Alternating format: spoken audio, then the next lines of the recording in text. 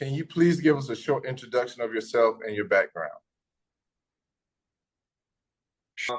I'm Ryan Schmidt, and I'm a healthcare executive. I've been in healthcare for just under 30 years. I've worked at really big companies like Thermo Fisher, Lear, Abbott, and then in the last decade, I've done startups. And so these are venture-backed, private equity-backed startups. I lived in Silicon Valley for 5 years and did a business out there from 2017 to 2021, and did an infectious disease diagnostics company during the pandemic, and then I exited that business in 21, moved back to Florida, and I started a new one in January 22 called Saffros, and this is a KKR-backed diagnostics, at-home consumer diagnostics play. So, I mean, I'm born and raised by real estate brokers. I'm a salesperson, a commercialization kind of a passion for commercializing stuff, and but medical diagnostics is my sweet spot and where I focus all my energies. And the biggest reason is 70% of the decisions in healthcare are influenced by diagnostics, the results of tests, and like less than 2% of the healthcare spend in the United States, other countries, is applied to diagnostics. So there's this huge kind of influence. And when we look at what happened with the pandemic, for example, had we had testing a little more available, we probably we could have kept the world moving a little better. So passion, and that's been my primary income. I'm a dad. I have a 24-year-old son, Christopher. I have a wonderful wife. She's the homeopathic practitioner, so she's an alternative healer. And then of course I have my group, the Frequency Collective, with Taiwan and Mike James. And it's only a couple years old, but we're developing a platform to try and get some of these healing strategies and technologies, to those that have access to that stuff.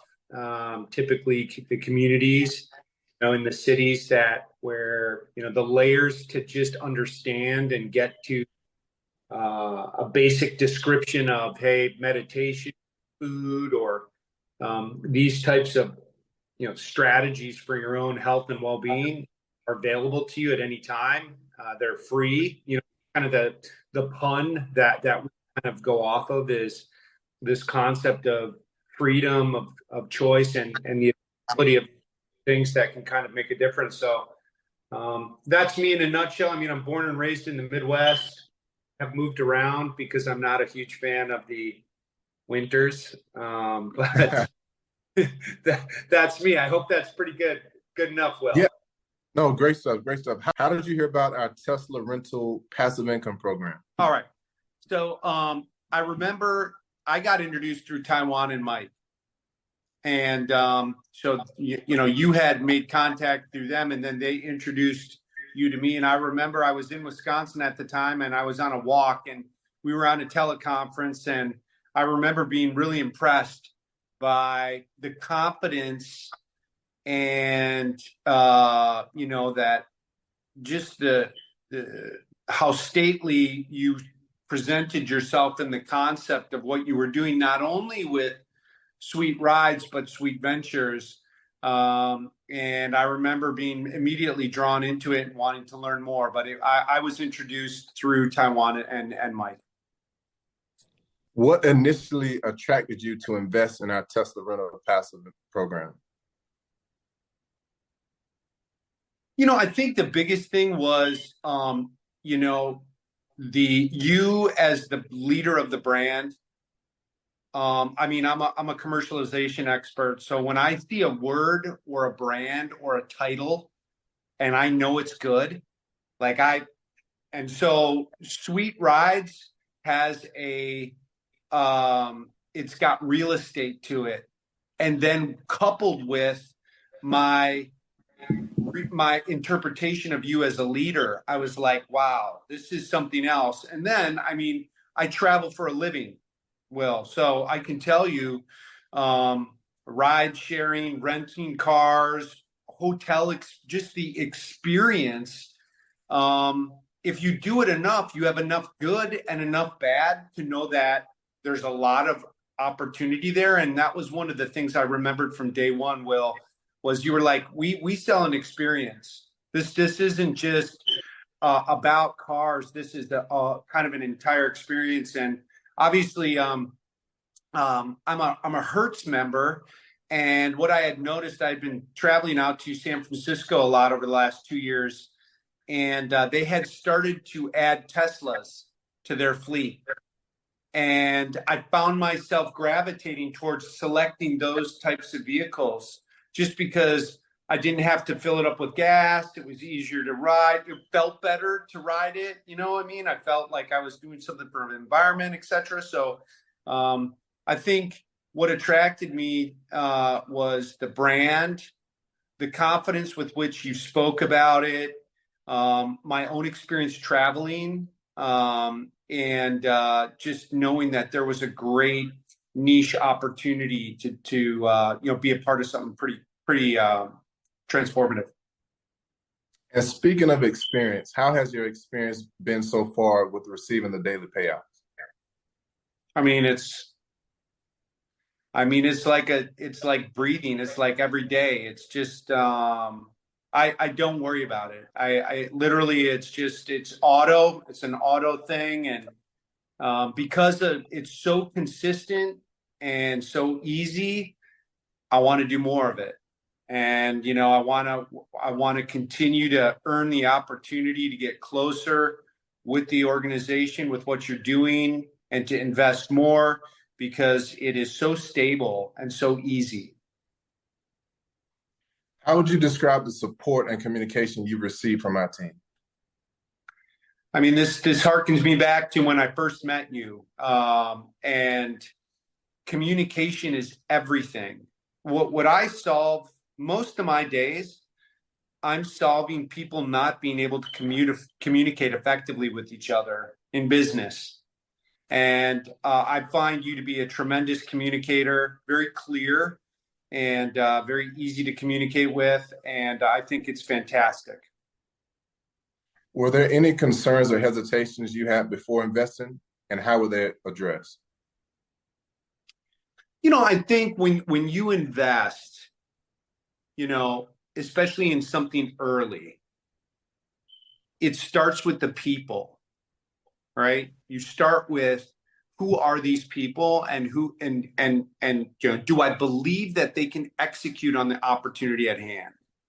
And so, that I had great confidence of from the beginning. Certainly after I got a chance to meet you and spend some time with you and you spent time with the group, that even got more, intense and grew even more confidence. And then I think the consistency in the payouts, the ease with which we transacted, the confidence just kept building on each other, right? It was a step function where it just kept increasing and increasing.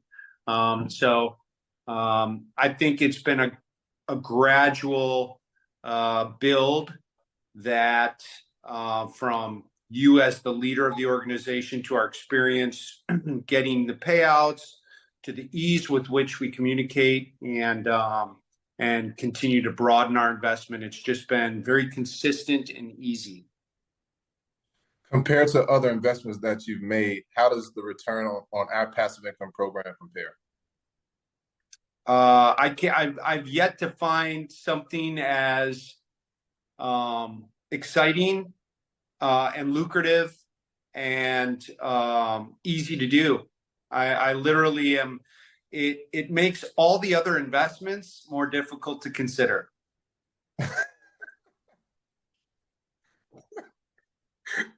Okay, that leads me to my next question. Has the program met or exceeded your financial expectations? Exceeded 100%. Would you consider reinvesting or expanding your investment in the future? I'd like to do that today. Like, I mean, we are ready. I'm talking to Taiwan, and this is both personally and professionally through frequency. My son is getting prepared to. They're opening a bar restaurant in Lower Manhattan, and I was talking to Taiwan about it, and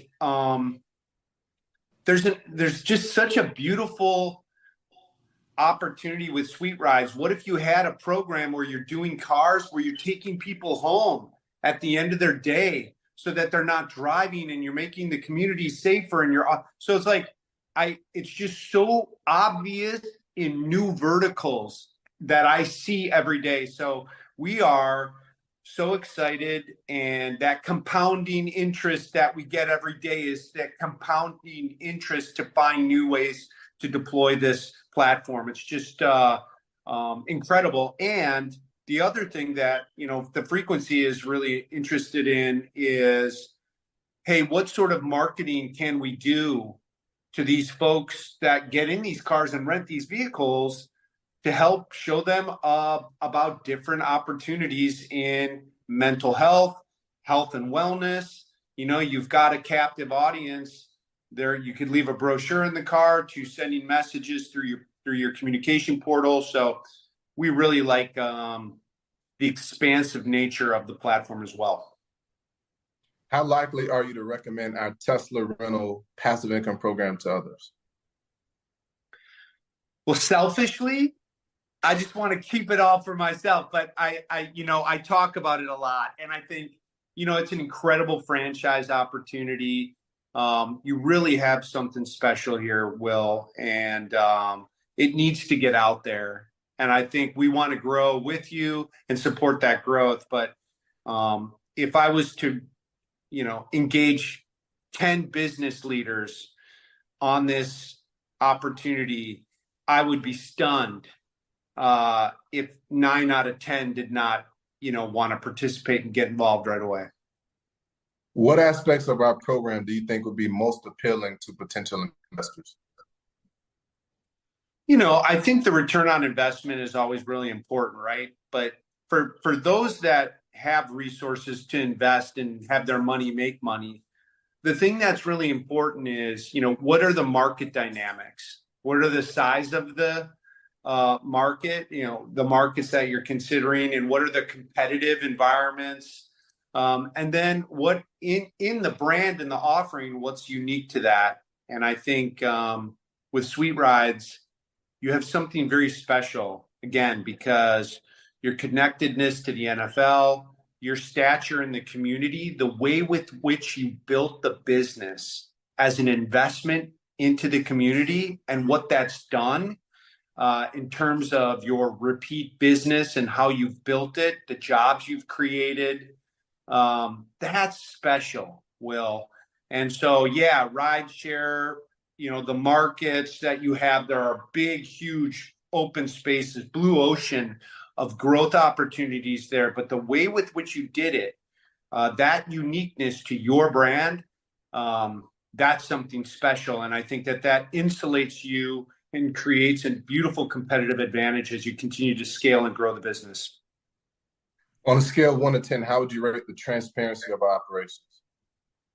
10. I mean, having sat down with you and you just open the books and show us how it works and explain it to us.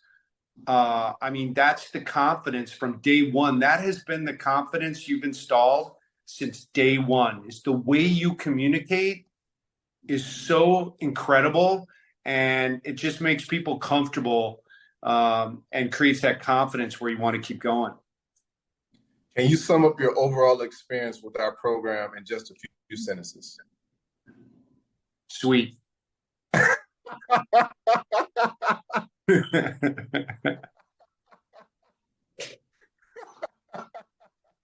I mean, look, I guess in all seriousness, I've got a son that's in his 20s. I'm thinking about the future for my son and his kids and the young people in this country. And, you know, I'm thinking about my legacy and about powering that legacy and getting things done. And so I'm very selective about types of individuals that I kind of work with and the types of organizations that I invest in. And I just see Sweet Ventures and Sweet Rides as, you know, one of the pillars of that strategy going forward, because it hits it on every level. And the impact in the community is just really, really awesome. And so it's a great, I would say, pillar of what we're going to be doing in the future. Do you have any advice for potential investors who are considering our program? Meet you, right? Get on a Zoom call, or better yet, meet face to face, because it's the way with which you talk about it. It's the confidence in how you deliver the message, why you did it, your story, you are the brand. It's so strong. And the case studies, and when you talk about how you built it, how you scaled it, and the impact that you're making, that is just everything. So really, the key is to make sure that these folks know who you are, how you built it, why you built it. And I think once they get kind of hooked into that, it's undeniable. Thank you, man. Well, that's it. That's all I have for you. Thank you for your time, your honest feedback, and thank you for your support. We look forward to building with you guys in the future and making this thing continue to happen. Love it, man. Great to see you, and I look forward to connecting up in mid-August. Be Sweet. well. Thank you, Will. Appreciate you, man. Thanks, Ryan. All right. Bye-bye.